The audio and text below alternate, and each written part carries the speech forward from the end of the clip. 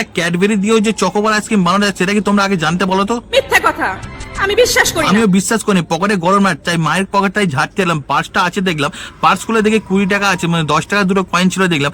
যেহেতু নিয়েছি মা জানতে হলে ভীষণ কেলাবে, তাই কেলানি খাবার হাত থেকে বাঁচার জন্য ব্যাগটা রেখে দিলাম, ছুটে দৌড়ে পালালাম।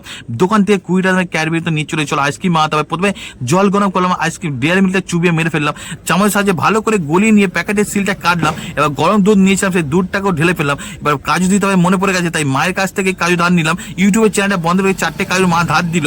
তারপরে কাজু হামাল দুষতে পিষে নিয়ে এরপরে পিষানো কাজুগুলোকে প্যাকেটের মধ্যে দিয়ে কাঠির সাহায্যে ভালো করে নেড়ে চেড়ে নিলাম। এরপরে রাবার ব্যান্ডটাকে জড়িয়ে ভালো করে আটকে নিলাম। আটকে নেওয়ার পর মনে পড়ে ফ্রিজ আপ করতে হবে, কারেন্টটা ধার নিলাম মায়ের কাছ থেকে। মায়ের কাছে 5 ঘন্টা কারেন্টে ধার নিলাম।